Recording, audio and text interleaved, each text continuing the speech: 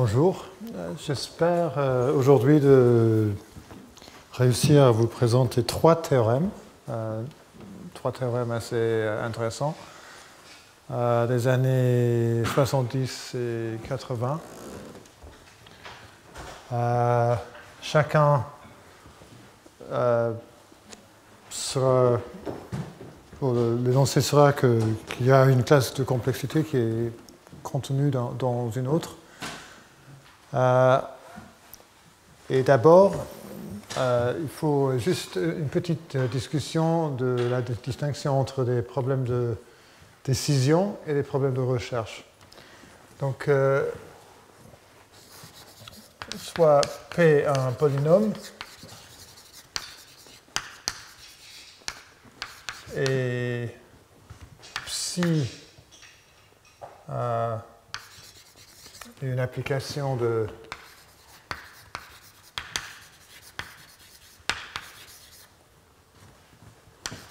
deux variables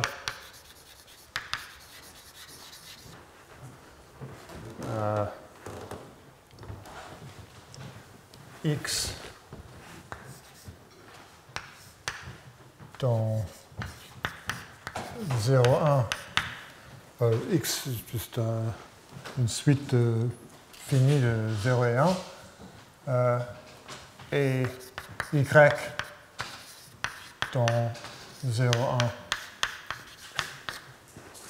1 de longueur p de la longueur de x.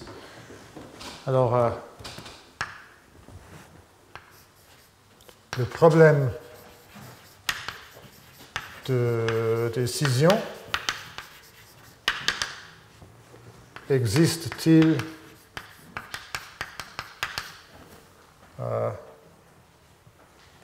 y tel que psi de x, y égale 1. Par exemple, x peut être un graphe et y un ordre des sommets du graphe, et on peut dire que psi de x, y égale 1 si et seulement si l'ordre des sommets nous donne un chemin ou un cycle hamiltonien, par exemple. C'est un exemple qu'on a déjà vu. Et le problème de recherche, trouver y tel que psi de x, y égale 1 s'il existe. Et maintenant, je vais prouver un lemme assez facile, mais si P égale NP, alors pour chaque problème dans NP, on peut résoudre le problème de recherche en temps polynomial.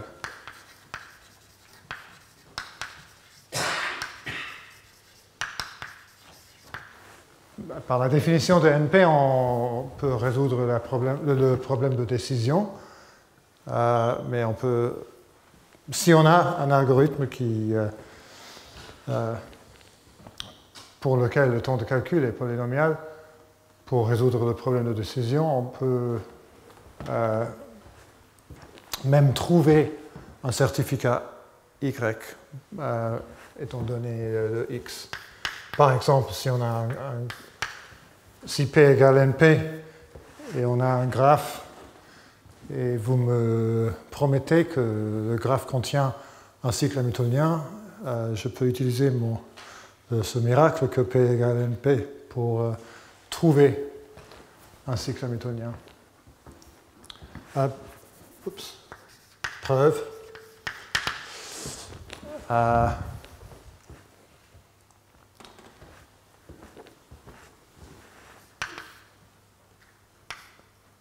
soit psi dans P, une application de deux variables, comme là-haut.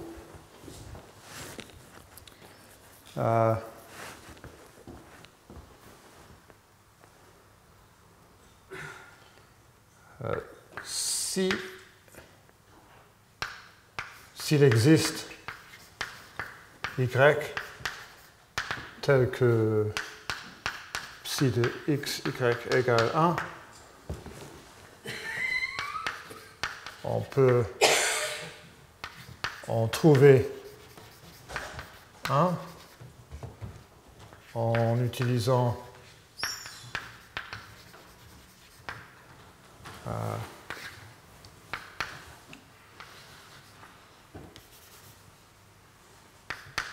l'algorithme. Ce n'est pas un vrai algorithme parce que suivant.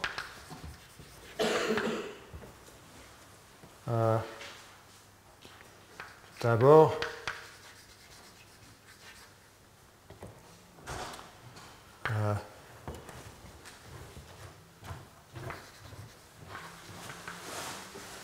considérer le problème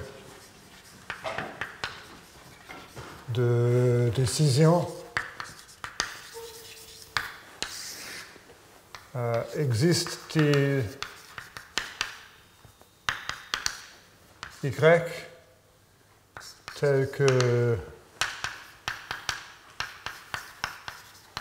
la longueur de y est p de la longueur de x, et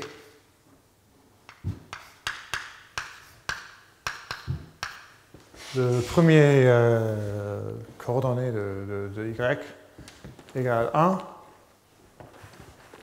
et psi de x, y égale 1. Alors là, on a un problème de décision. Si p égale np, on peut résoudre ce problème en temps polynomial.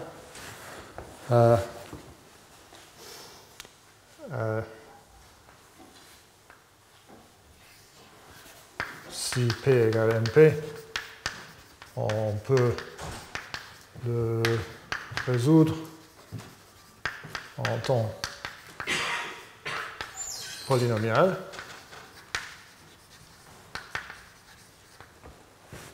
Si la réponse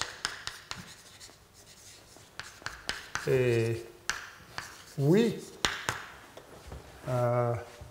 soit epsilon 1 égale 1, et sinon, soit epsilon 1 égale 0. Maintenant, on continue.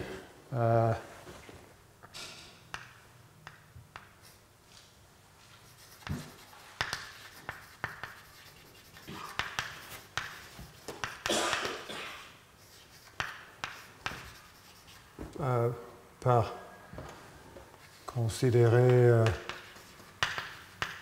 le problème existe-t-il y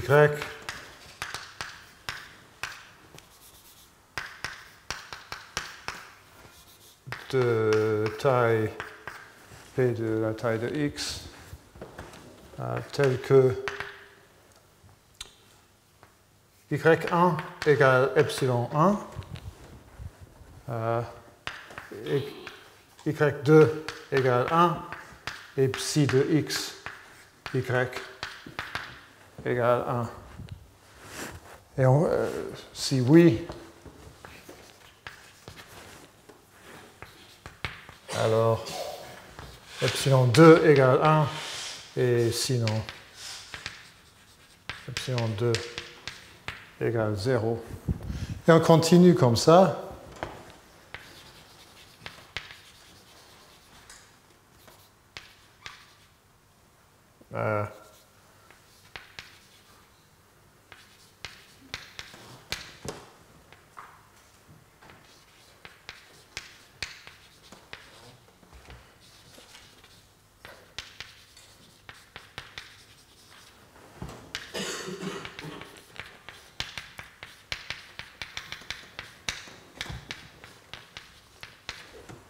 jusqu'au bout.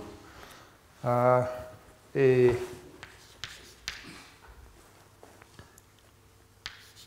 vous aurez une suite epsilon telle que psi de x epsilon égale 1. Parce que il existe y tel que psi de x, y égale 1. Et donc, s'il n'y a pas un y tel que y1 égale epsilon 1, il y a forcément une suite y telle que y1 égale 0. Et par récurrence,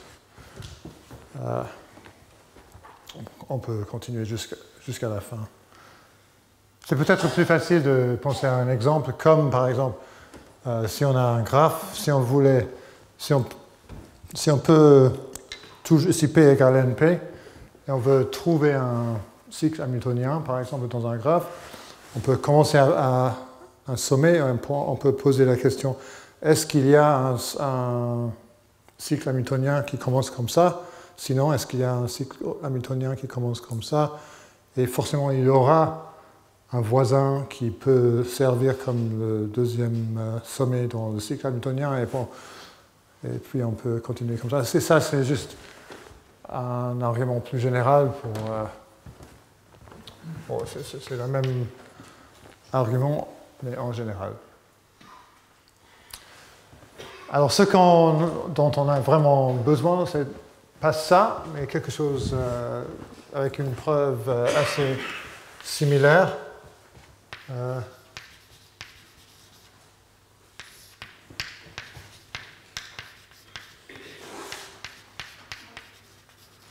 C'est une version du même lemme pour les circuits. Alors, maintenant, notre hypothèse va être que pour chaque problème dans NP, il y a une suite de circuits de taille polynomiale qui peut calculer, pour chaque application dans NP, qui peut calculer cette application. Et alors,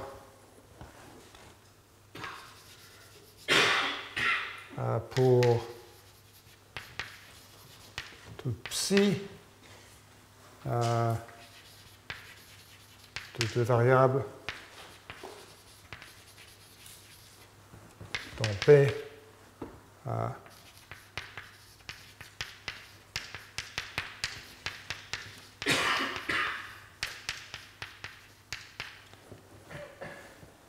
où P est un polynôme, comme toujours, il existe un circuit, il existe pour toute n un circuit Cn de n entrées et P de n sorties tel que pour toute x, s'il existe y tel que psi de x, y égale 1, alors Cn de x est un tel y, c'est-à-dire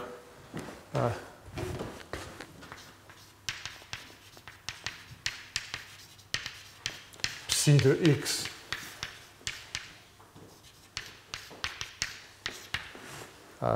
Cn de x égale 1. Donc il y a un circuit de taille polynomiale qui résout le problème de recherche.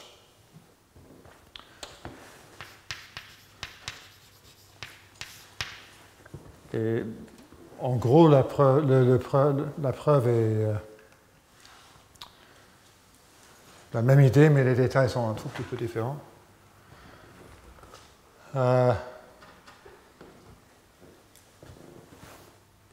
Alors,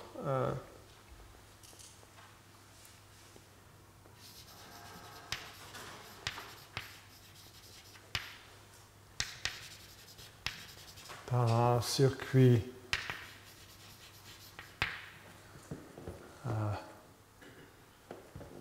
C1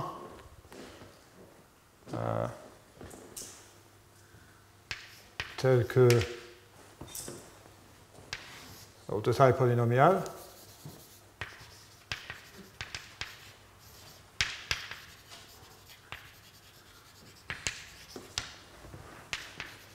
tel que C1 de x égale 1 si et seulement si il existe y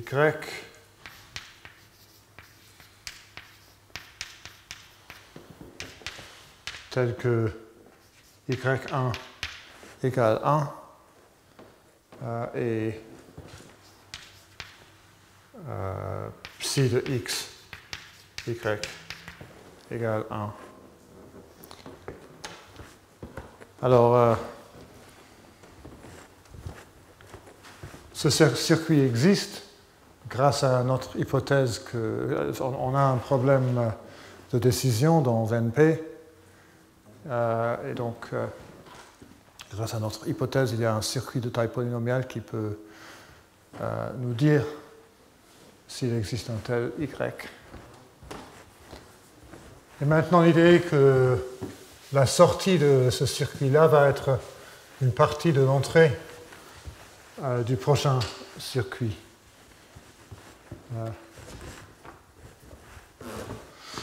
Alors,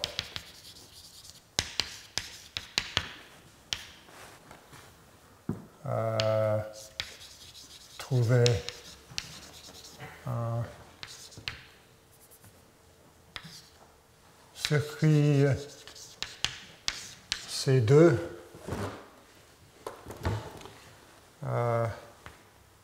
de taille polynomiale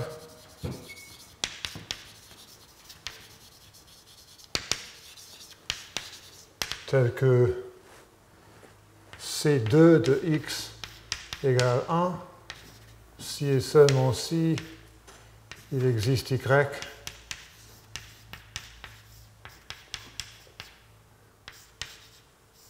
tel que y1 égale C1 de x, y2 égale 1 et psi de x, y égale 1. Et là aussi, on a un problème de décision dans NP, et donc c'est pour ça que ce circuit existe. Et on continue comme ça.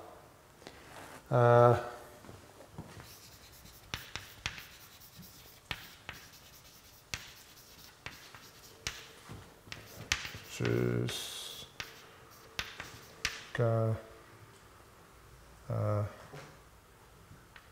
C de Pn.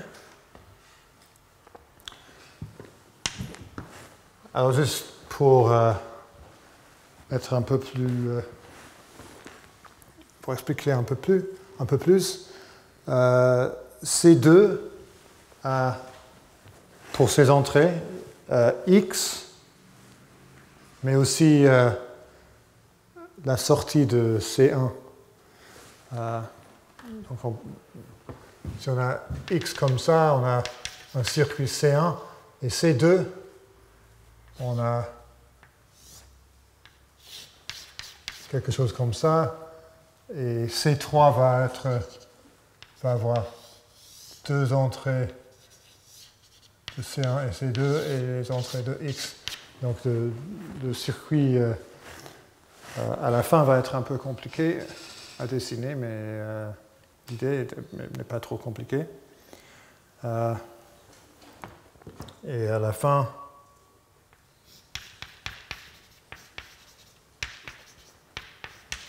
mettez tous ces circuits ensemble pour créer un circuit CN.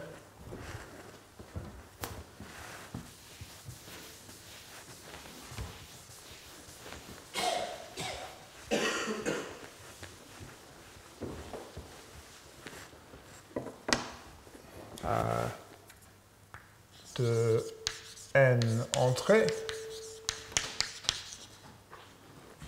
telle que la sortie de Cn est C1 de x, quand l'entrée est x, bien sûr, jusqu'à C Pn de x.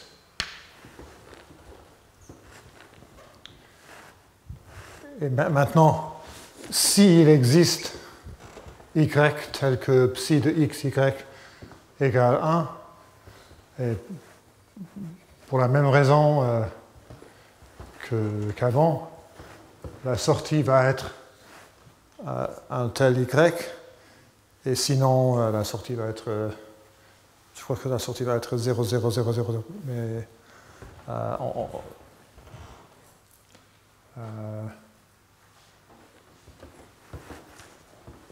mais c'est ce qui est important et ce qui se passe quand il existe un tel y. Alors si psi de x, y égale 1, alors C1 de x, Cpn de x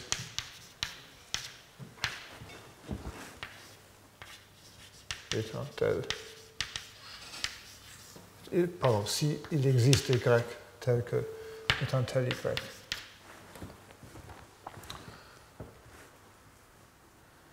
Bien, maintenant je suis prêt à prouver notre premier théorème d'aujourd'hui.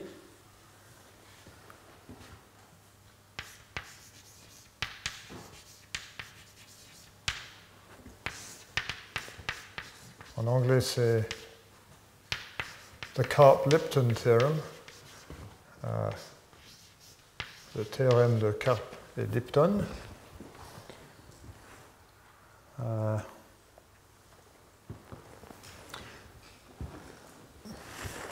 On a vu la semaine dernière que si P égale NP, une conséquence est l'effondrement de la hiérarchie polynomiale jusqu'à P. Mais on peut se poser la question, qu'est-ce qui arrive si NP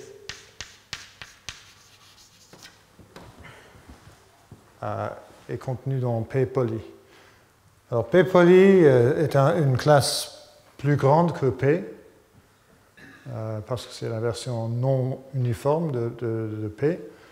Donc c'est l'hypothèse que NP est un sous-ensemble de P poly est plus faible que l'hypothèse que NP est un contenu dans P. Et donc on attend une conclusion plus faible aussi. Et la conclusion qu'ils ont obtenue est la suivante. Alors, sigma 2 égale pi 2. Et donc, pH égale sigma 2 égale pi 2. On a vu la semaine dernière que si sigma k égale pi k, alors il y a la hiérarchie polynomiale s'effondre jusqu'au niveau k. Et alors on a, si NP est contenu dans P, on a l'effondrement total jusqu'au niveau 0. Au niveau 0, ici on a un effondrement jusqu'au niveau 2, qui est toujours une conclusion assez forte. Et donc, il y a des gens qui disent que ça nous donne raison de croire que NP n'est pas contenu dans P poli.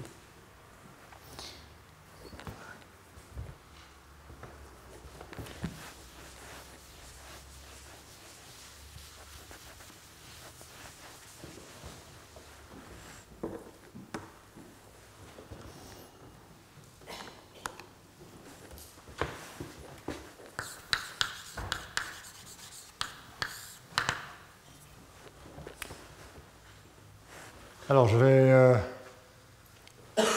par symétrie, il suffit de montrer que pi2 est contenu dans sigma 2. Parce que si c'est le cas, on a...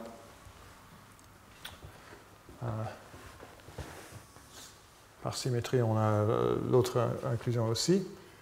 Alors, soit phi dans pi2 et soit oméga, ou soit pq des polynômes,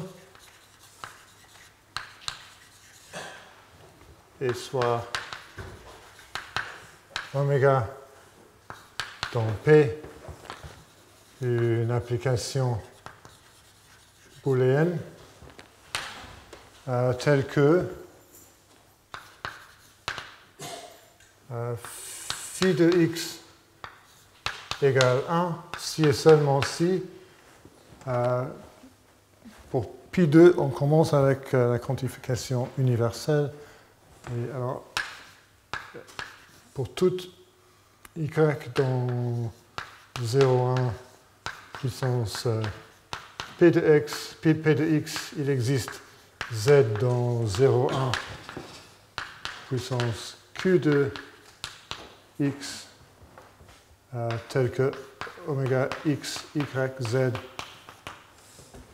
égale 1. Et on veut utiliser cette information pour trouver une autre condition pour que phi de x soit 1, qui commence avec une quantification existentielle et continue avec une quantification universelle. Alors, pour le faire, on va utiliser le lemme, bien sûr. Pour chaque x soit psi de x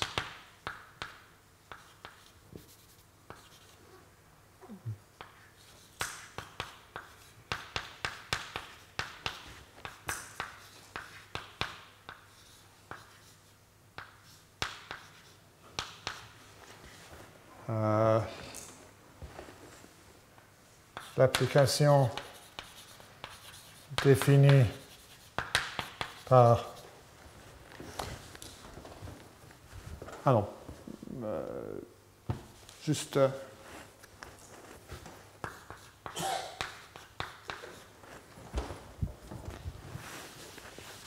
juste ça.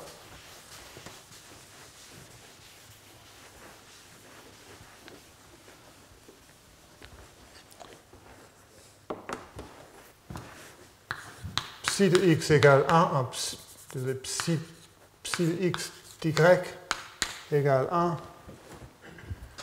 1, si et seulement si il existe z tel que oméga x, y, z égale 1.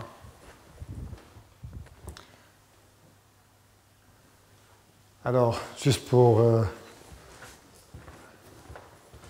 phi de x égale 1 si et seulement si pour chaque y, psi de x d'y égale 1. Mais, alors, pour tout x, psi de x est dans NP, parce que il y a ici cette quantification existentielle. Et là, il y a une condition qu'on peut vérifier en temps polynomial parce que oméga est dans P.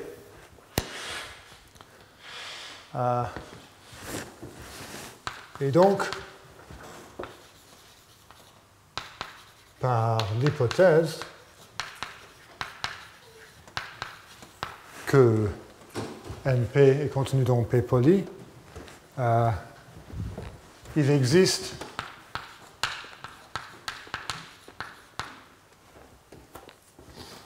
un circuit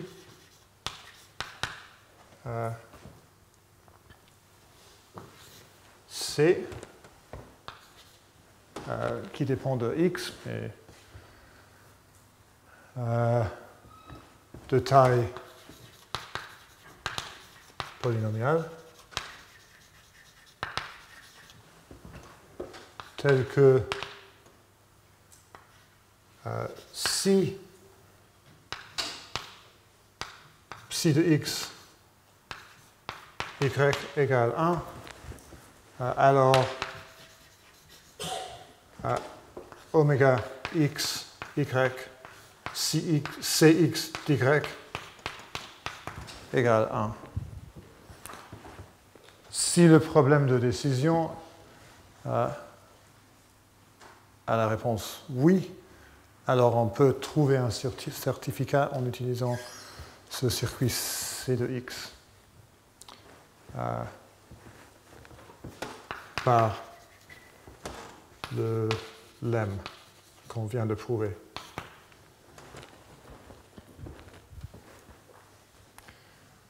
Et donc, si phi de x égale 1,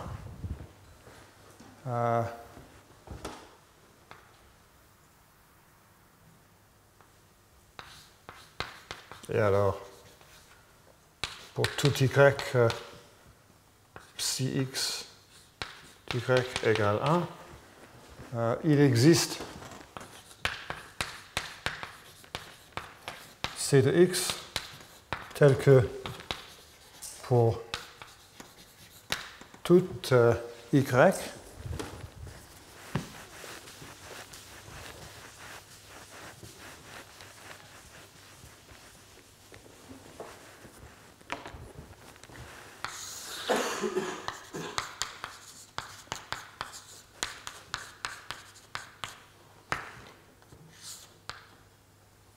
Cx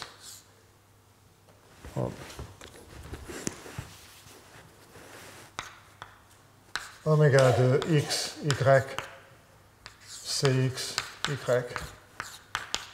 y égale 1. Alors on est pas loin de ce qu'on veut prouver parce que on a ici, il existe quelque chose tel que pour tout y, quelque chose arrive qu'on peut vérifier en temps polynomial. Mais pour montrer que phi est dans sigma 2, il faut des implications dans les deux sens. Ici, on a montré que si phi de x égale 1, alors tout cela existe. Mais il faut l'inverse aussi, mais l'inverse n'est pas difficile. Si phi de x égale 0, alors il n'est pas le cas que... Où est la définition? Si phi de x égale 0, alors il existe y tel que pour toute z, oméga x, y, z égale 0. Je vais écrire ça parce que... Alors, il existe y tel que pour... et donc, il n'existe aucun circuit Cx tel que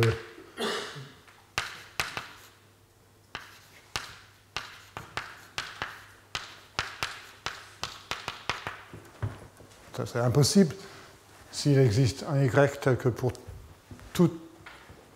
chaque z on a 0. Et alors on a montré que phi de x, je me répète maintenant, mais je crois que c'est si et seulement si il existe c de x tel que pour tout y oméga x, y, c de x, y égale 1, et la taille de cx est polynomiale, et y est donc 0,1 puissance p de la taille de x. Alors, phi est dans sigma 2, parce que ça, on peut vérifier en temps polynomial. Si je vous donne le circuit et je vous donne y, on peut calculer c de x y en temps polynomial et oméga de ce triple-là en temps polynomial aussi. Et on a fini.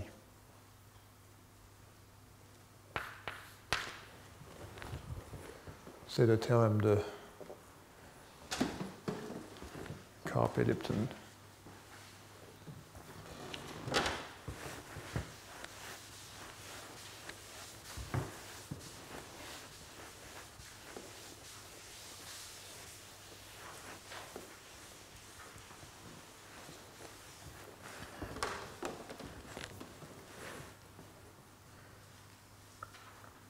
Et maintenant,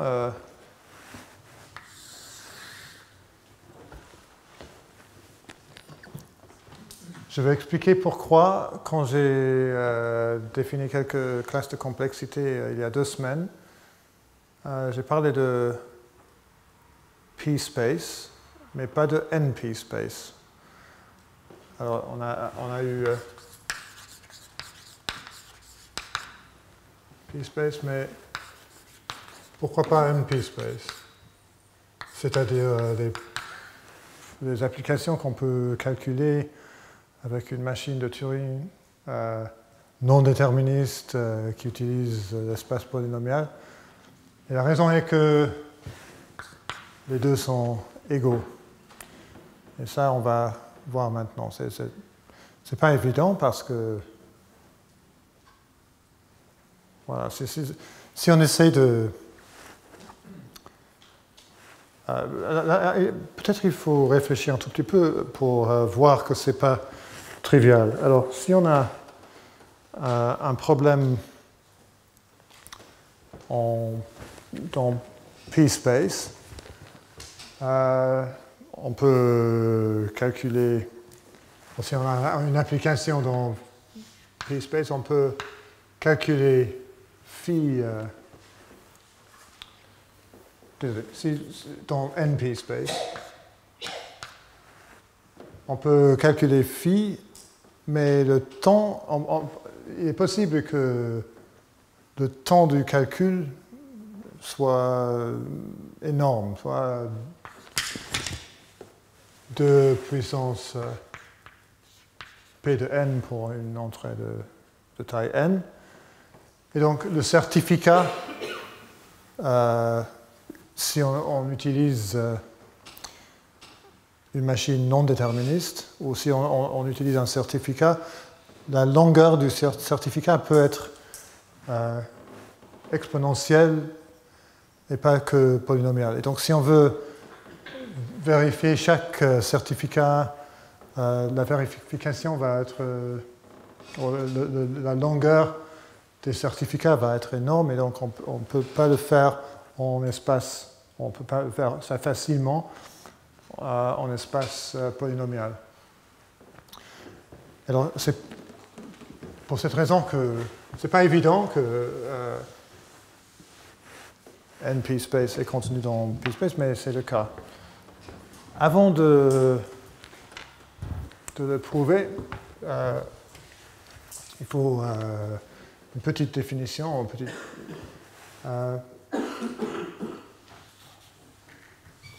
soit f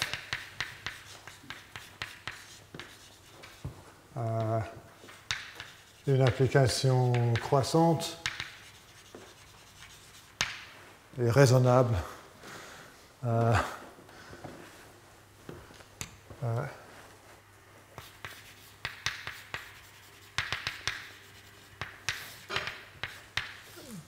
D space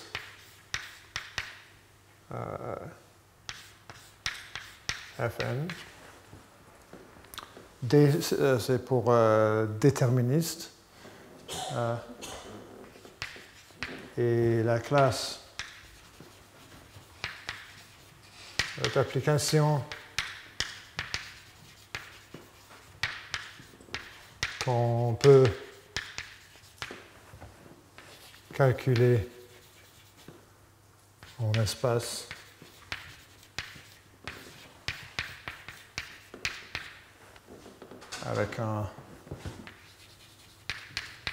avec une machine de Turing et n space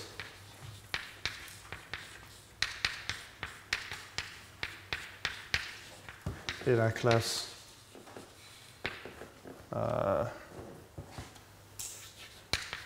d'application qu'on peut calculer en espace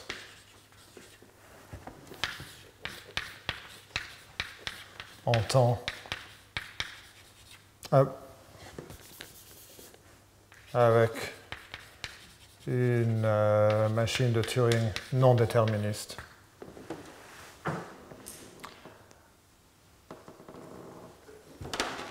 C'est juste parce que ce que je vais prouver est un peu plus général que le résultat que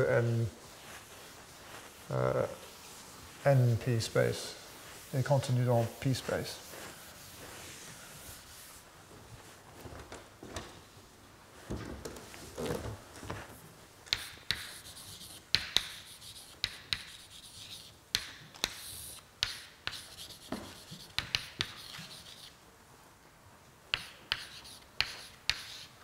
C'est un théorème de l'année 70.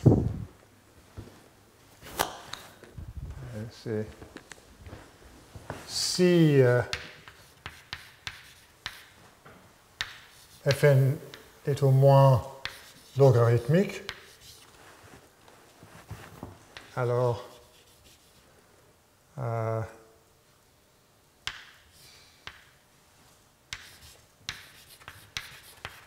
n space Fn est contenu dans D space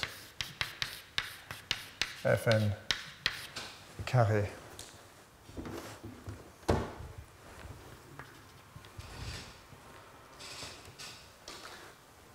Et donc, P-space, s'il y a une application et dans P-space, il y a un polynôme tel qu'on... Si c'est un... je vais donner le corollaire facile qui, après que P-space égale n P-space, mais peut-être je vais commencer avec la preuve du théorème de Savage.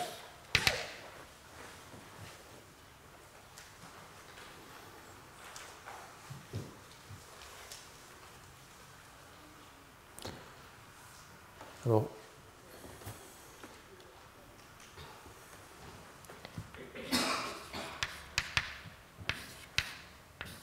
soit phi, une application dans n space Fn,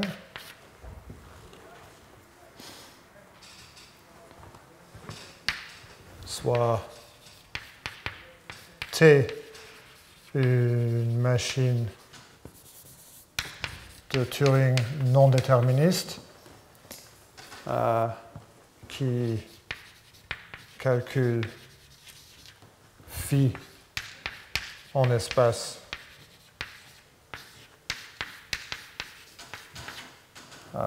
O de f de n.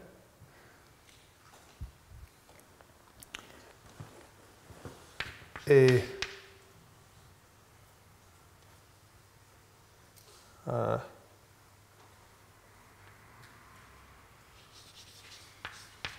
soit G, le graphe de configuration de T quand l'entrée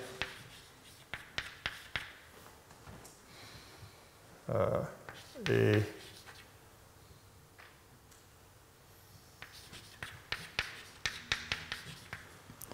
x, et de la taille de x est n.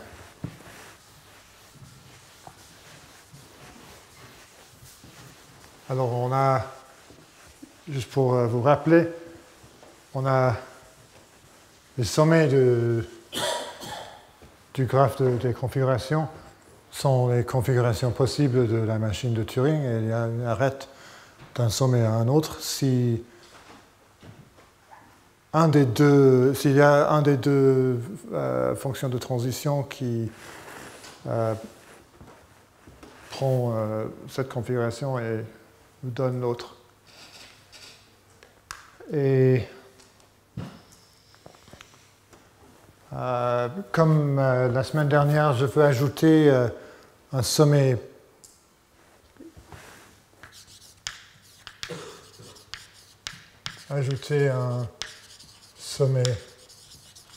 accept.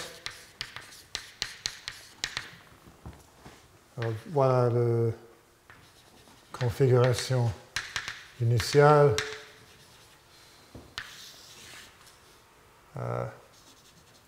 Config qui accepte. On dit que,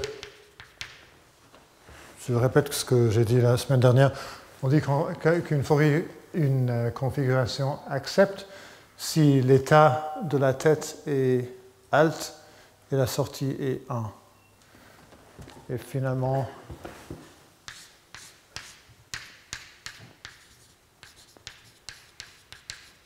c'est plus facile d'avoir un seul sommet qui s'appelle accept. Il est clair qu'il y a un chemin de la configuration initiale à une configuration qui accepte, si et seulement s'il y a un chemin de la configuration initiale jusqu'à ce sommet qu'on a ajouté.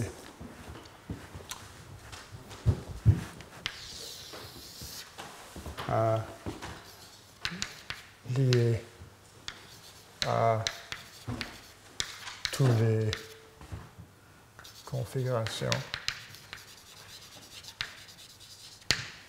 qui acceptent x.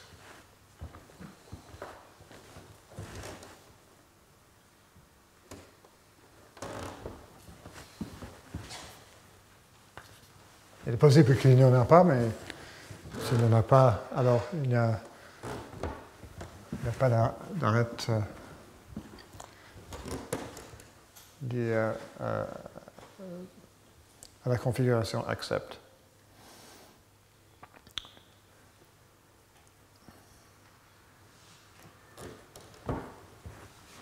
Alors,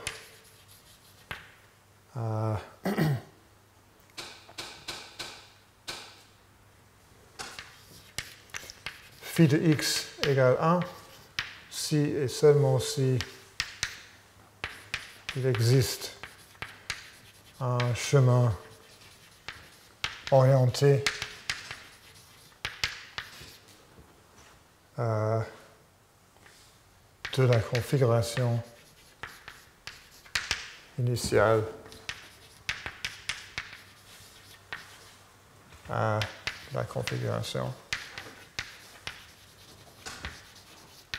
accept.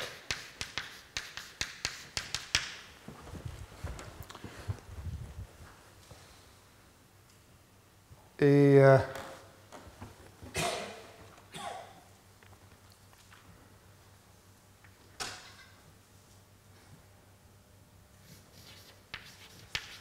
le graphe G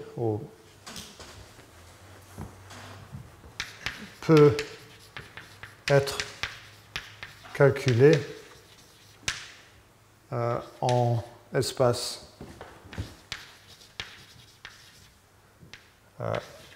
O de f de n.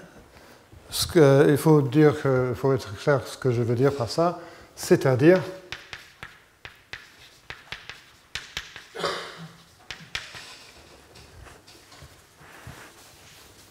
si je vous donne deux configurations, on peut dire s'il y a une arête entre les deux configurations en espace O de Fn.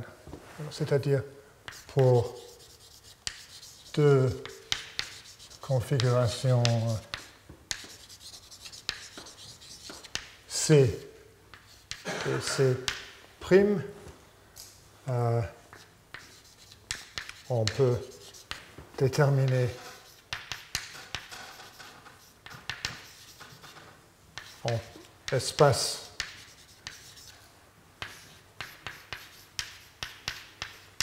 s'il existe une arête de C à C'. Et ici, j'utilise le fait, l'hypothèse que Fn est au moins logarithmique, parce que qu'est-ce qu'on a dans la configuration? On a Fn, on a un ruban de travail de longueur Fn. On a aussi, on doit aussi savoir la position de la tête et l'état de la tête. Pour la position de la tête, il faut un nombre logarithmique dans n de bits. Et donc, si Fn est plus que logarithmique, je peux absorber le terme log n, log de n, dans cette O de Fn. Alors, ici, on utilise le fait que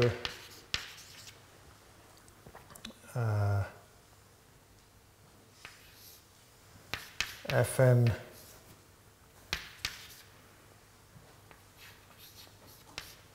la taille du ruban de travail est plus grand que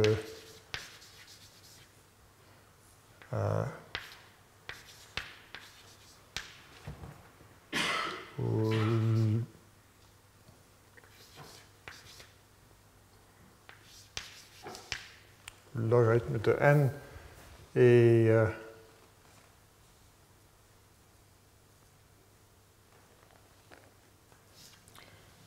le nombre de bits qu'il faut pour spécifier la position de la tête de la machine.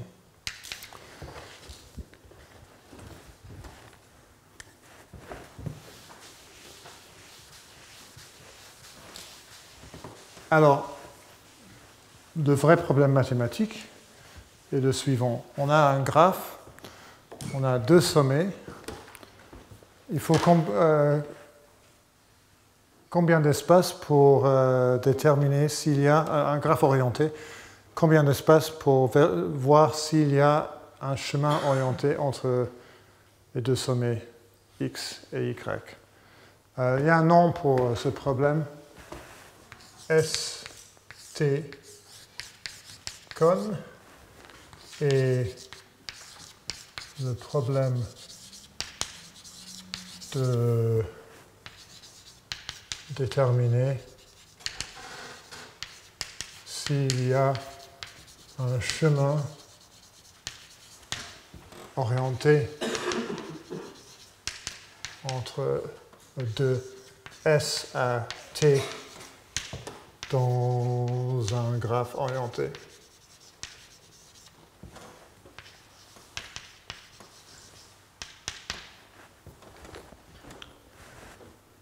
Et on va voir que STCon, on peut le résoudre en espace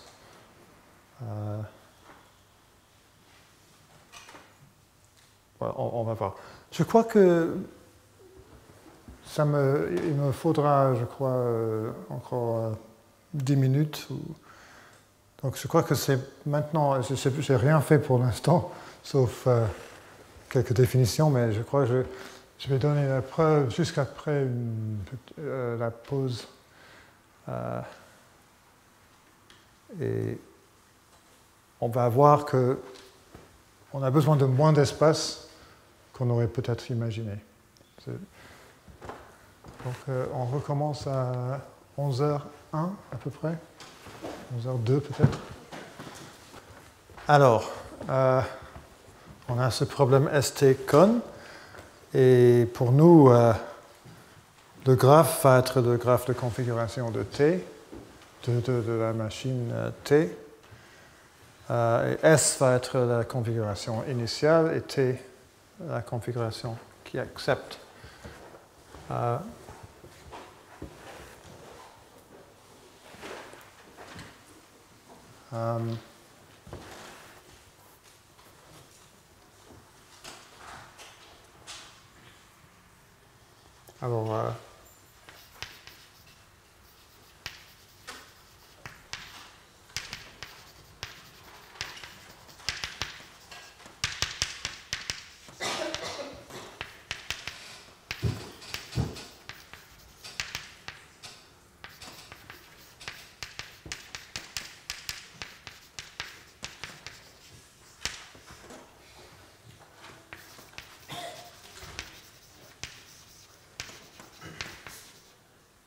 le graphe G que j'ai déjà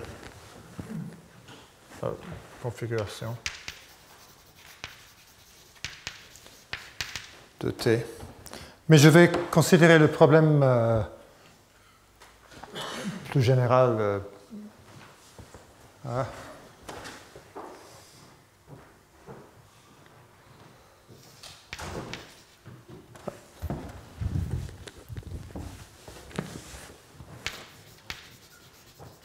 Le nombre de sommets de G. Alors, chaque configuration, il faut pour chaque configuration, il faut savoir ce qu'il y a dans les Fn cases du ruban de travail. Là, on a 2 puissance Fn possibilités. Pour la position, il y a n plus Fn possibilités, quelque chose comme ça. Pour l'état, il y a un nombre borné de possibilités. Et puisque Fn est au moins logarithmique, tout ça est absorbé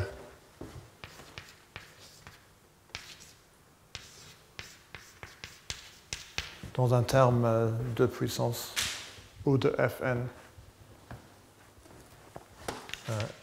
Ici, on utilise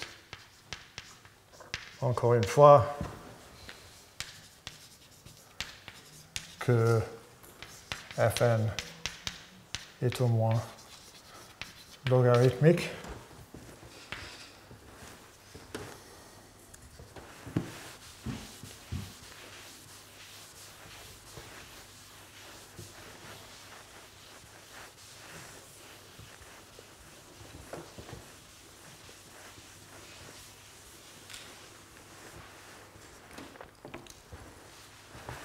Et maintenant, je vais définir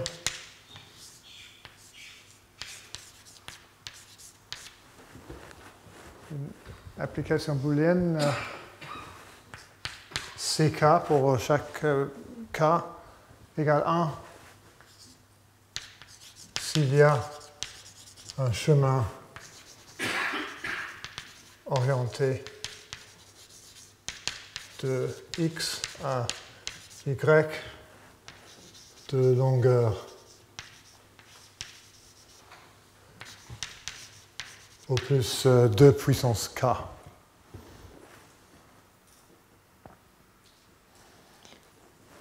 Et on va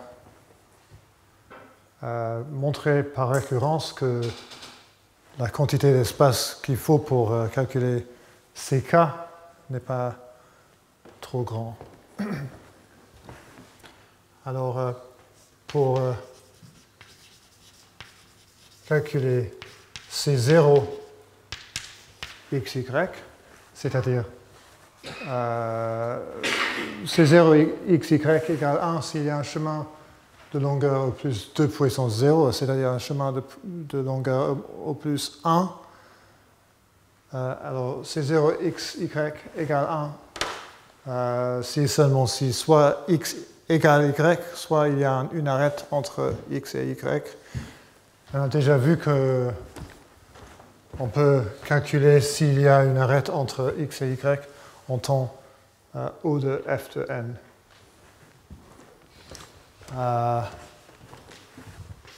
On a vu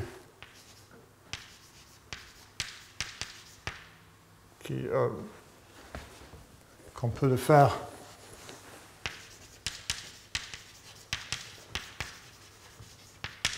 en espace O de f de n. Maintenant,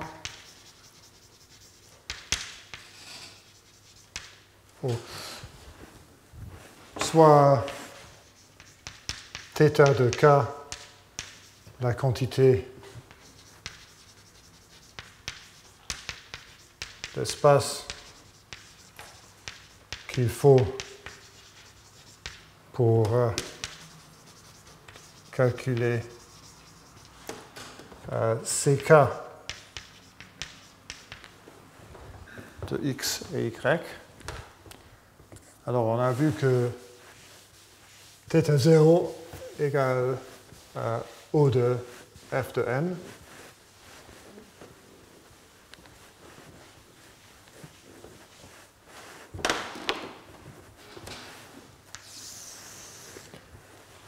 Maintenant, on observe que C k plus 1 de x, y égale 1, si et seulement si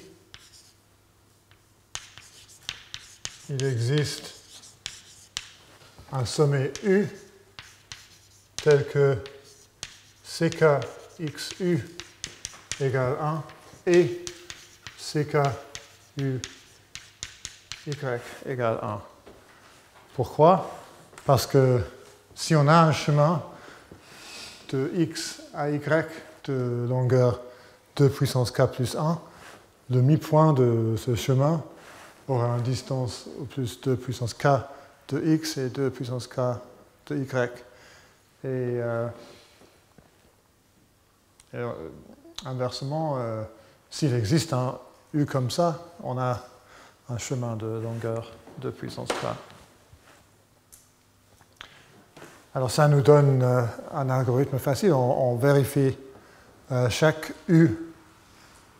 Pour chaque sommet U, on voit s'il y a un chemin de x à U et un chemin de U à y.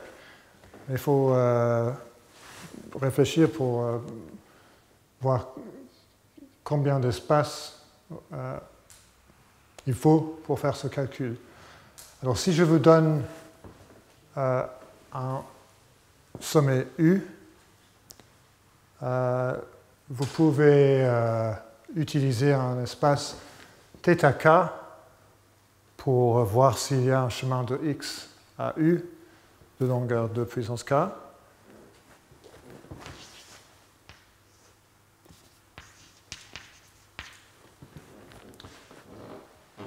Une fois que vous avez fait ce calcul-là, vous pouvez enregistrer le résultat, oui ou non. On utilise une case. Vous pouvez effacer ce calcul parce que ce qui compte est le résultat du calcul. Et vous pouvez maintenant utiliser les mêmes cases pour voir s'il y a un chemin de U à Y. Et donc, pour cette partie, pour voir pour un U s'il y a un chemin pour voir si CK de XU égale 1 et CK U de Y égale 1, la quantité d'espace qu'il faut est θk plus 1. Mais aussi, il faut garder la trace des U qu'on a vérifiés. Et pour ça, il faut le logarithme du nombre de sommets. Et donc, puisque le nombre de sommets est 2 puissance O de Fn, il faut aussi garder. Il faut O de Fn case pour savoir où on est dans le calcul, quels U on a déjà vérifié. Et donc, alors, qu'est-ce que je vais écrire pour faire ce calcul? Il faut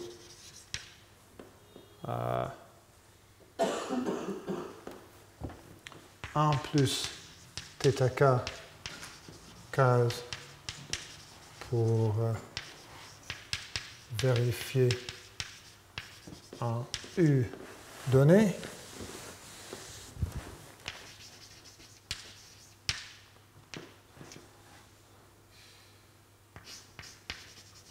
Parce que on peut réutiliser l'espace pour calculer CKXU pour calculer CKUY.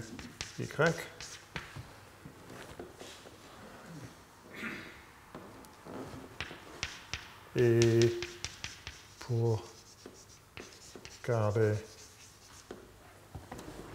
la trace des U qu'on a vérifié,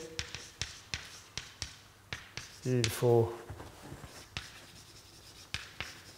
le logarithme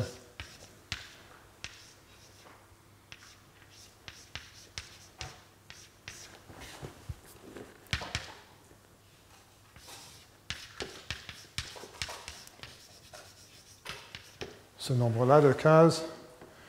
Et donc,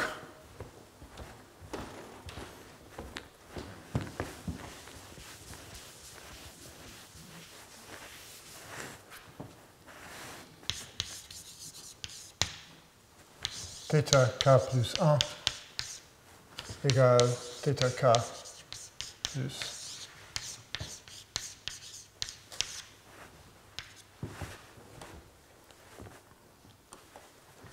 on a presque fini.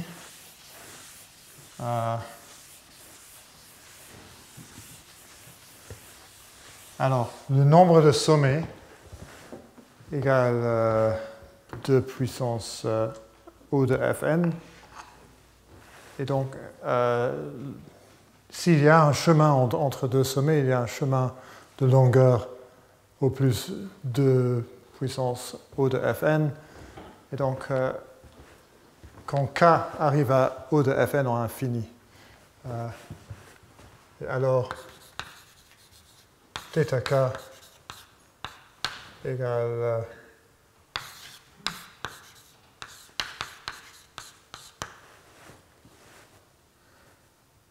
sauf que quand K égale 0, c'est pas vrai. Donc je vais, juste pour être sûr, je vais écrire K plus 1. Et quand 2 puissance k est plus grand que quelque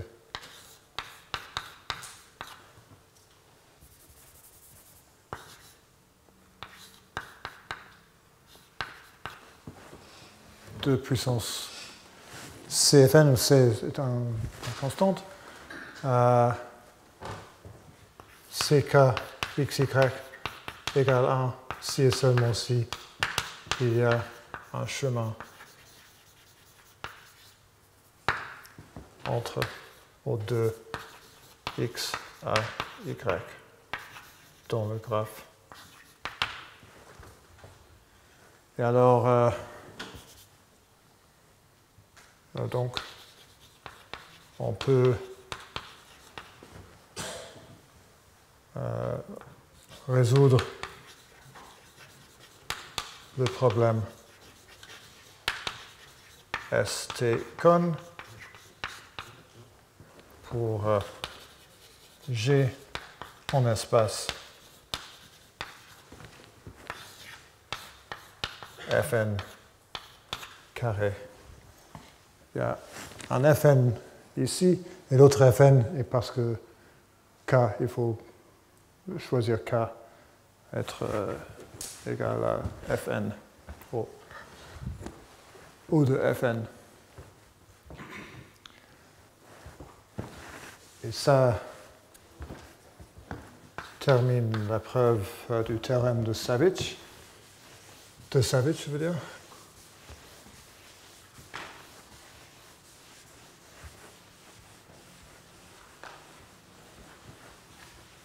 Pour tous ces théorèmes, les preuves ne sont pas aussi difficiles que ça, mais les résultats étaient assez surprenants à l'époque, quand ils ont été prouvés.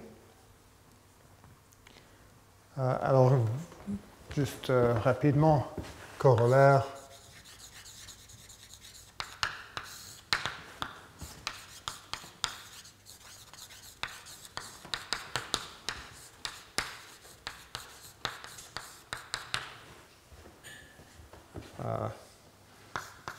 Preuve si phi est dans NP space, alors il existe un polynôme P tel que phi est dans N space Pn qui est dans D space Pn carré qui est dans P space. Voilà.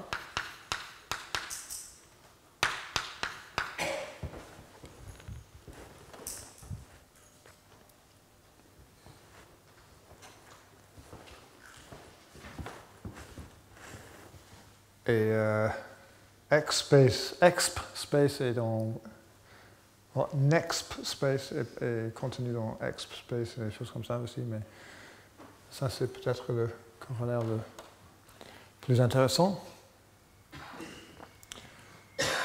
Alors, maintenant on va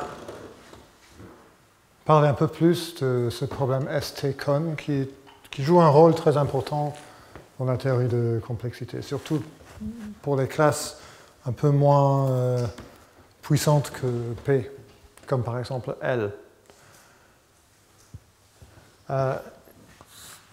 Il y a un résultat, j'ai oublié si je l'ai mentionné la semaine dernière, mais il y a un résultat qui était vraiment surprenant, qui a été prouvé par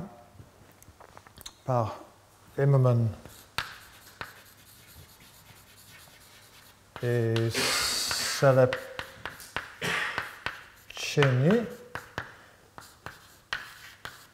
en 1987, qui dit que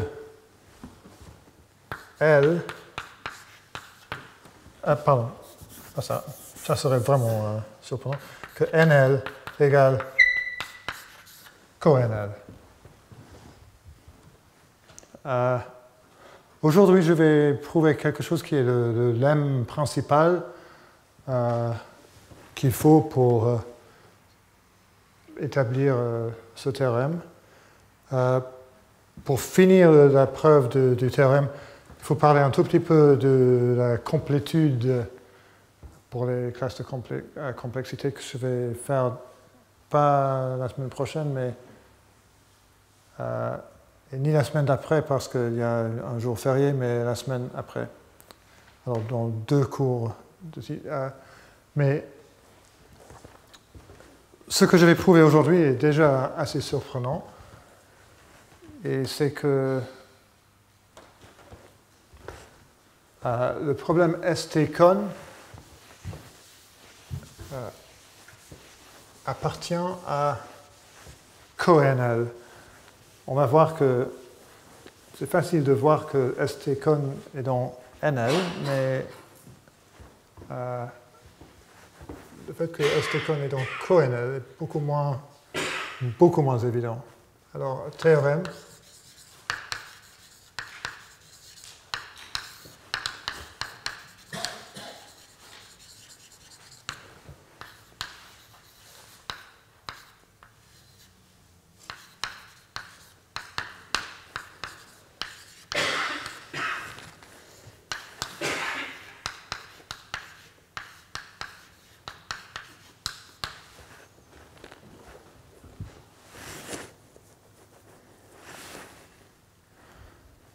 Alors, juste pour expliquer pourquoi c'est un résultat surprenant, si je vous donne un graphe et un graphe orienté et 2 sommets dans le graphe, et vous voulez un certificat qu'il y a un chemin entre les 2 sommets sont S et T, vous voulez un certificat qu'il y a un chemin orienté de S à T que vous pouvez vérifier en espace logarithmique. Alors d'abord, peut-être qu'il faut penser un tout petit peu à comment le graphe est présenté. Donc j'imagine que le graphe est présenté comme une matrice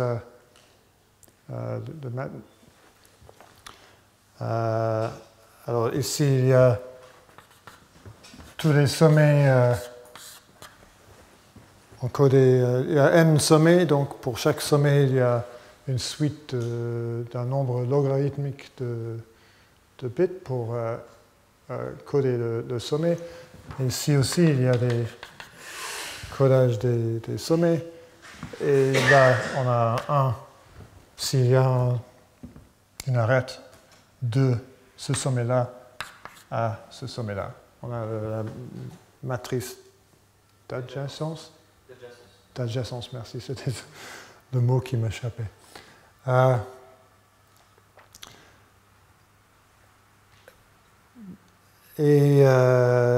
si je veux vous convaincre qu'il y a un chemin entre S et T, tout ce qu'il faut faire est vous donner une liste des sommets dans le chemin en ordre. Et qu'est-ce que vous... Alors, je vais écrire ça parce que c'est important. D'abord, notez que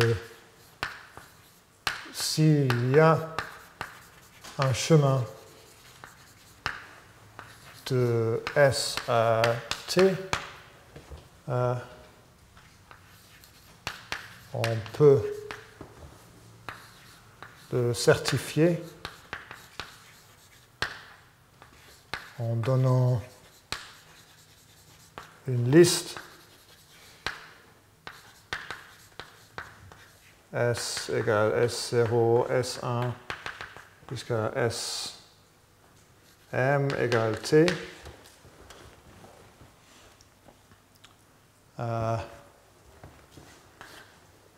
Et alors, je vous rappelle que le certificat doit être à lecture une fois. C'est-à-dire, on peut lire, mais une fois qu'on a lu une partie du certificat, on ne peut pas le relire après. Alors qu'est-ce qu'on doit faire pour utiliser ce certificat en espace logarithmique? L'idée en gros est évidente. Il faut vérifier pour chaque couple de sommets dans la liste qu'il y a une arête entre les deux. Alors qu'est-ce que je fais si vous me donnez ce certificat-là? Je prends S0 et S1, je les écris dans mon ruban de travail. Il faut un espace logarithmique pour faire ça. Et après, je regarde la matrice d'adjacence qui est l'entrée pour le problème. Ça, je peux le dire autant de fois que je veux. Je vois s'il y a une arête. S'il y a une arête, j'efface S0 et je remplace par S2 et je vois s'il y a une arête entre S1 et S2. S'il y en a, j'efface S1, j'écris S3, etc., etc.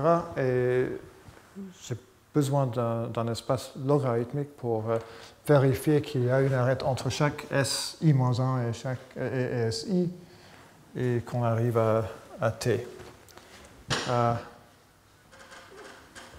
Pour vérifier, et j'ai rien relu ici, chaque sommet dans la liste a été lu qu'une fois. Pour vérifier que la liste nous donne un chemin de S1T,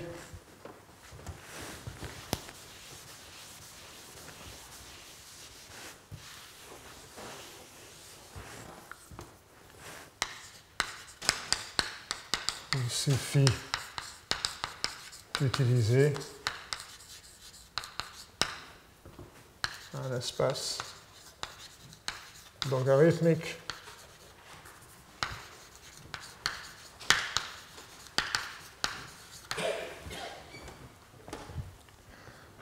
mais bien, j'ai déjà prouvé que ST-con est dans NL. S'il y a un chemin, il y a un certificat qu'il y a un chemin. Mais ce n'est pas ce qu'on veut. On veut un certificat qu'il n'y a pas un chemin entre S et T. Et si on essaye de penser... Alors, est-ce qu'on peut le faire juste, par exemple, par un certificat que... On pourrait peut-être essayer d'imaginer un certificat qui nous donne tous les chemins possibles entre choses comme ça, mais si on a il faut toujours garder en tête ce qu'on a déjà vérifié. Et pour ça, si on utilise des méthodes trop brutales, on trouve qu'on a besoin d'une quantité énorme d'espace juste pour savoir où on est dans le calcul. Nous avons un espace vraiment presque minimal. Il faut un espace logarithmique même pour garder en tête un sommet. C'est pas beaucoup d'espace. Alors, il faut faire quelque chose un peu plus malin.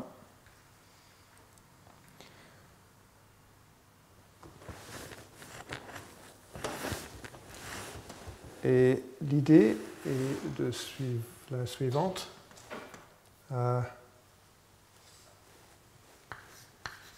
Imaginez qu'on a un certificat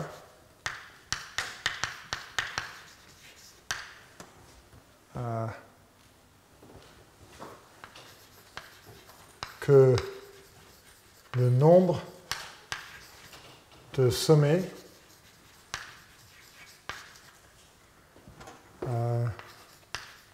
qu'on peut atteindre de S par un chemin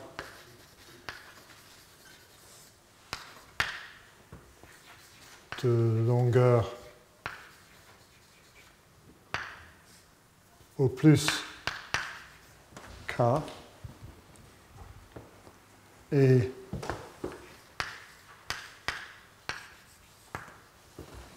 M.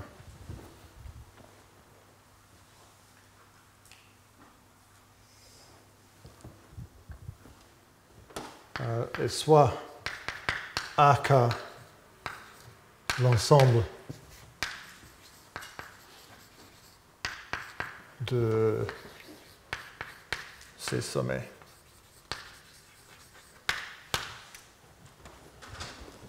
Alors, on a un certificat que la taille de AK égale M. Si on a ce nombre, il y a des choses qui deviennent possibles.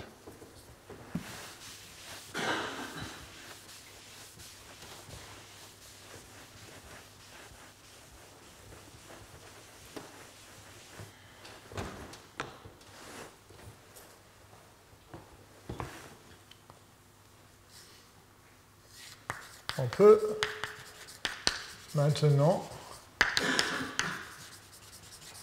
créer un certificat. Je ne vais pas dire tout de suite ce qui est certifié par ce certificat. En mettant tous les éléments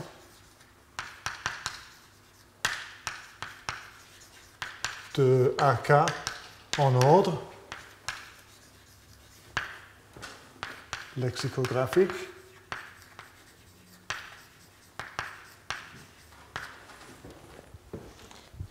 Je vous rappelle qu'on a codé le graphe par sa matrice d'adjacence et les sommets sont en ordre lexicographique là et là.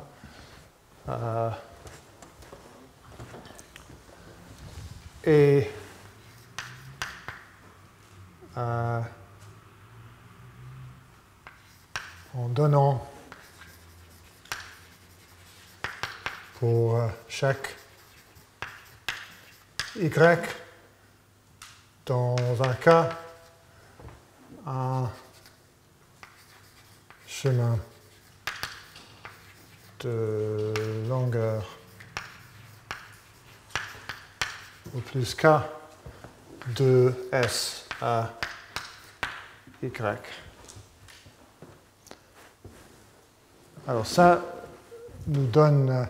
on a des sommets qui appartiennent à AK, et pour chaque sommet, je vous donne un chemin de S à ce sommet-là, et après un chemin de S à ce sommet-là, et après un chemin de S à ce sommet-là. Et en mettant tout ça ensemble, j'ai un certificat qui va être assez utile. D'abord, je vais prouver qu'avec ce certificat, je peux certifier qu'un sommet Z n'appartient pas à cet ensemble AK. Comment je fais ça?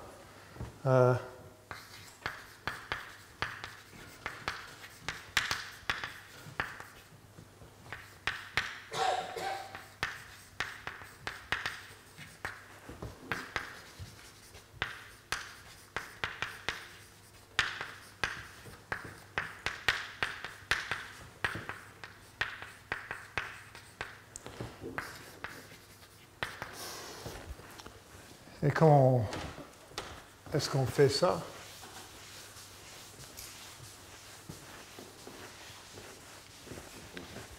Encore une fois, c'est plus facile de parler un peu avant de d'écrire. Si je veux savoir, si je veux être sûr que Z n'est pas dans un cas, je lis le certificat, je vérifie qu'il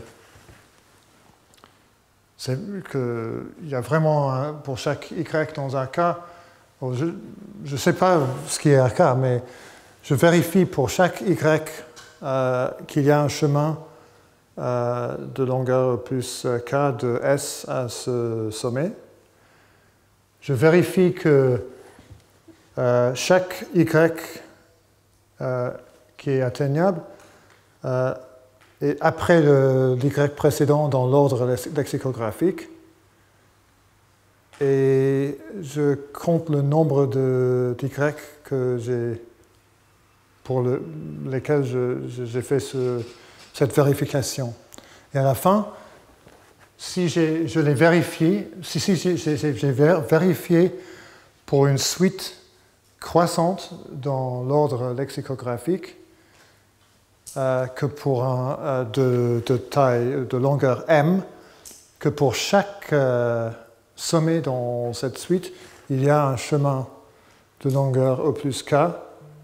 Et si je sais et si je vérifie que z n'est pas dans la suite, et si je sais qu'il y a exactement m sommets dans AK, alors forcément z n'est pas dans AK.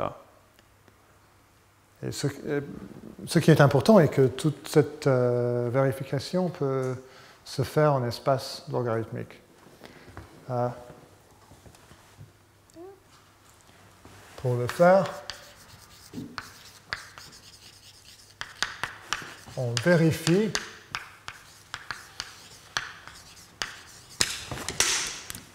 que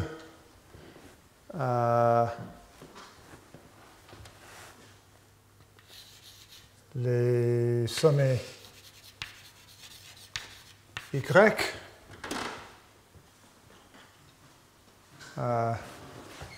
forment une suite croissante dans l'ordre lexicographique.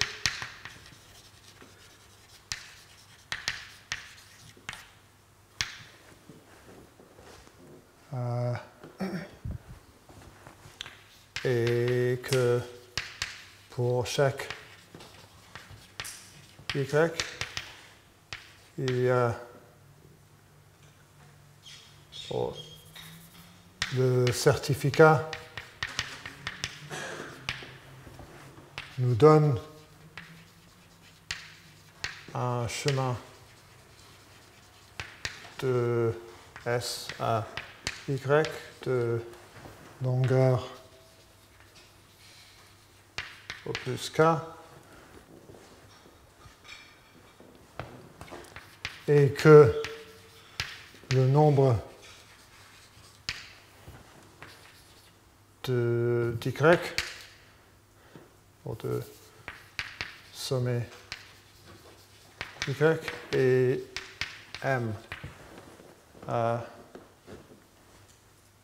Et si Z n'est pas un des Y, alors Z n'est pas dans AK. Et cette vérification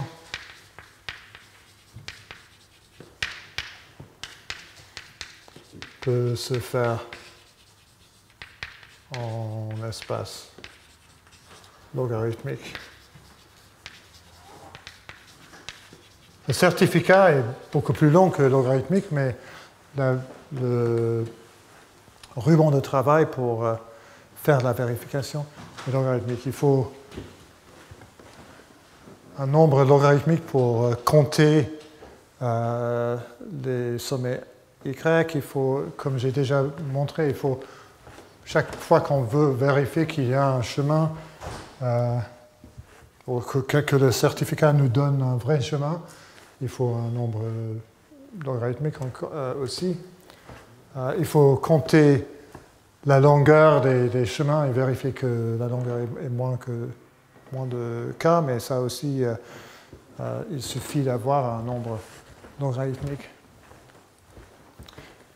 Et donc, si on a le nombre de sommets atteignables de S par un chemin de longueur O plus K, on peut l'utiliser pour faire quelque chose qui n'est pas tout à fait trivial, pour certifier qu'il y a un sommet qui n'est pas atteignable par un chemin de longueur K.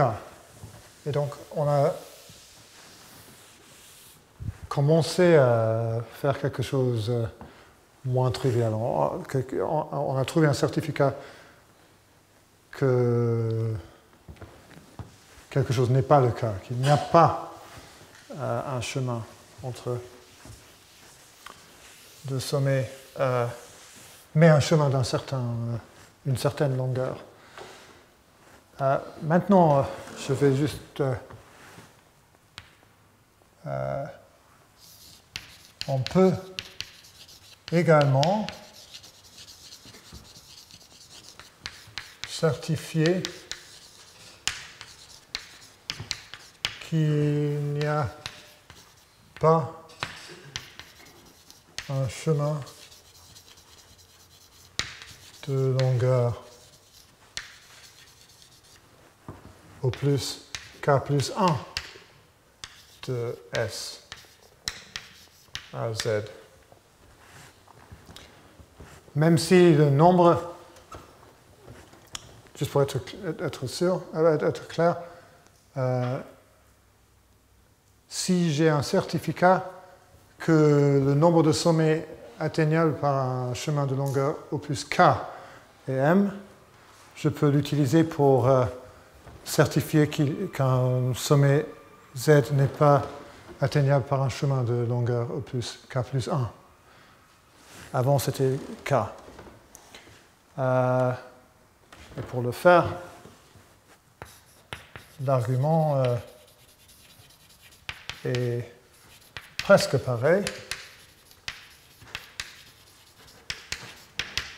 mais cette fois, pour chaque Y,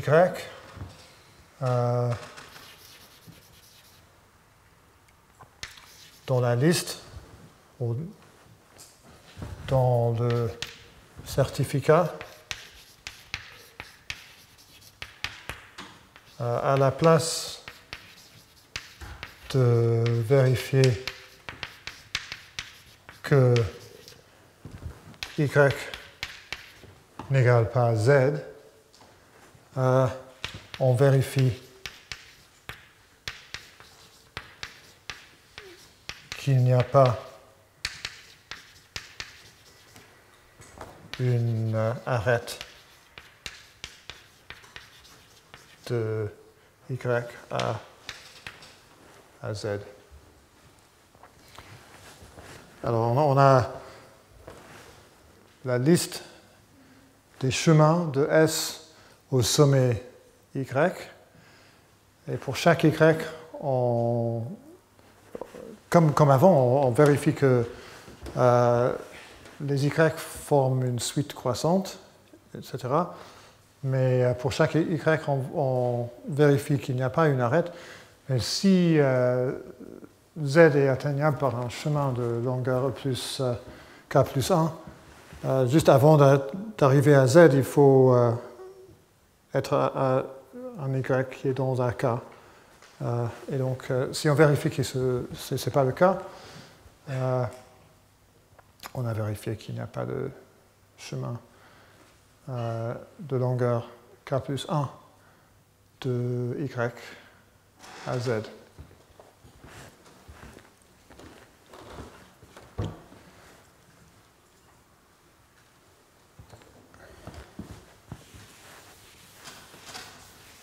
Mais maintenant,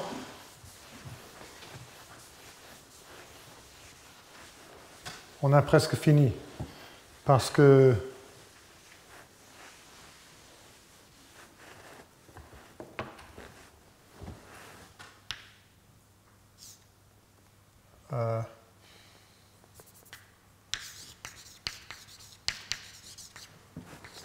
peut donc utiliser le certificat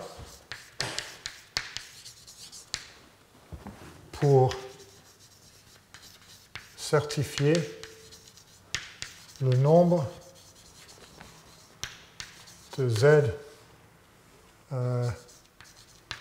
qu'on peut atteindre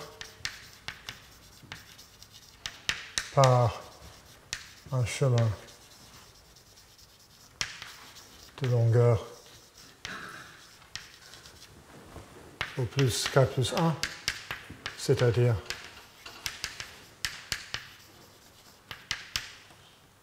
la taille de AK plus 1.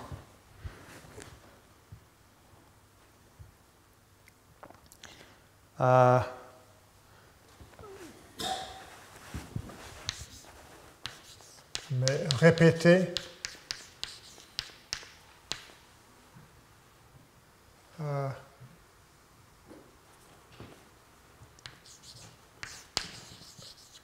n fois, ou une partie,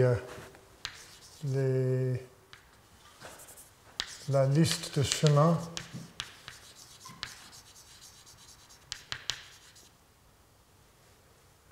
à répéter n fois. Alors, il faut que j'explique ce que je veux dire.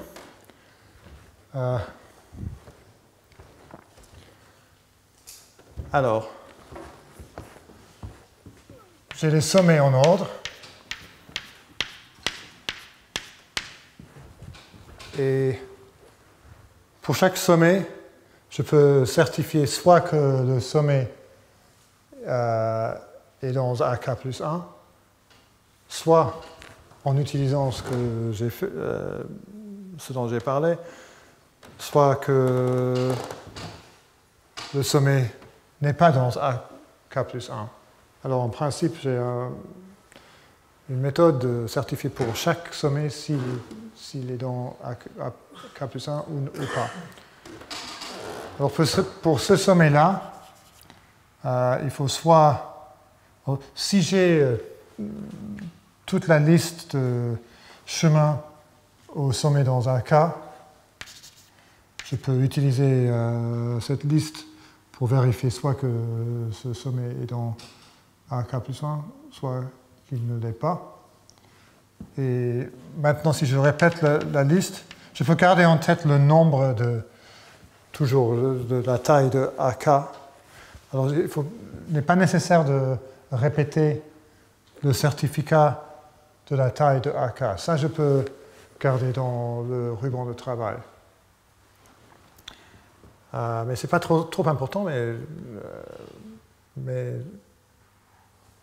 c'est une observation qu'il faut la peine de faire. Et donc, je répète la liste pour chaque sommet. Et pour chaque sommet, je certifie soit qu'il est dans un K plus 1, soit qu'il n'est pas dans un K plus 1. Et à la fin, pour utiliser ce certificat, il faut compter le nombre de sommets qui sont atteignables. Et à la fin, j'arriverai à la taille de AK plus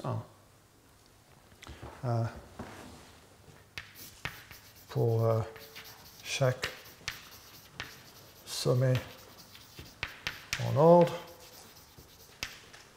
on utilise la liste. Et pourquoi il faut répéter la liste? C'est parce que le certificat doit être à lecture seule. On utilise la liste des chemins de S au sommet dans AK pour certifier pour chaque sommet Z soit que Z est dans AK plus 1, soit que Z n'est pas dans AK plus 1. et on compte le nombre de z dans AK plus 1. Et tout ça peut se faire en espace logarithmique.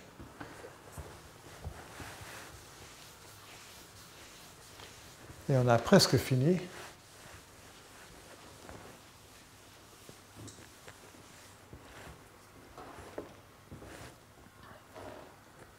Alors, ceci montre que si on a un certificat de la taille de AK, on peut créer un certificat de la taille de AK plus 1. Et donc, par récurrence,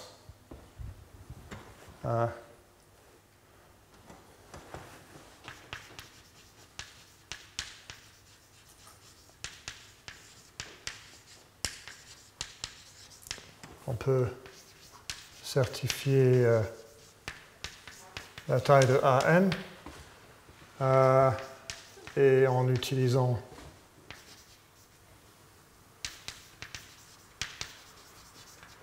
ce certificat, on peut certifier que T n'est pas dans AN et donc qu'il n'y a aucun chemin de S à T.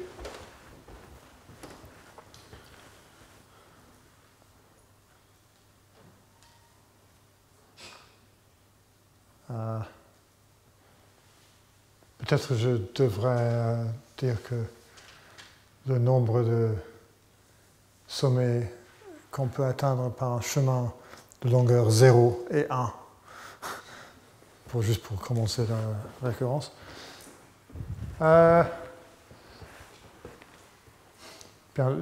J'ai fini tout ce que je voulais dire aujourd'hui, mais peut-être juste avant de finir,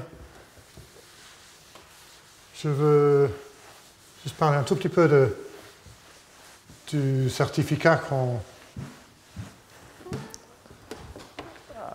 auquel on est arrivé dans cette preuve. Donc on commence par A1, puis A2, etc. Et pour A1, on a pour chaque sommet soit, c'est trivial, alors soit on écrit l'arête SY, soit on ne l'écrit pas. Mais ça, on fait pour A2, j'utilise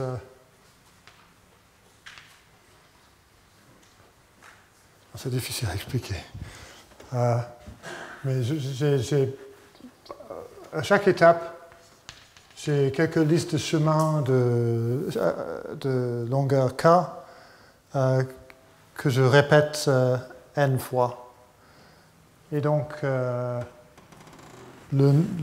taille du certificat va être, il y a n étapes, n chemins, les chemins ont de longueur plus n, et on répète chaque liste de chemins n fois. Donc on arrive à un certificat de taille à peu près n au cube multiplié par le logarithme de n. Et quand on utilise ce certificat, quand on arrive à AK-1, on sait le nombre de sommets qui sont atteignables par un chemin de longueur O plus K. On écrit ça quelque part dans le ruban de travail. On utilise ça pour faire la prochaine étape et on a un certificat du nombre de sommets qui sont atteignables par un chemin de longueur plus K plus 1. On efface le certificat du nombre de la taille de AK et on le remplace par le certificat de la taille de AK plus 1 et on continue. Et donc, le certificat final, on écrit nulle part les détails des ensembles AK. Ça, on écrit dans le ruban de travail au cours du calcul. Bien, je vais terminer là. Et la semaine prochaine, on va voir. Aujourd'hui, on a eu des résultats à peu près, plutôt positifs, c'est-à-dire cette classe-là est contenue dans cette classe-là, qui est assez surprenant. La semaine prochaine, on aura des résultats plus négatifs, c'est-à-dire on va essayer de séparer les classes. Et comme je l'ai dit, en général, c'est très difficile de séparer les classes, mais il y a quelques circonstances où on sait le faire, et c'est ça dont je vais parler la semaine prochaine. Merci.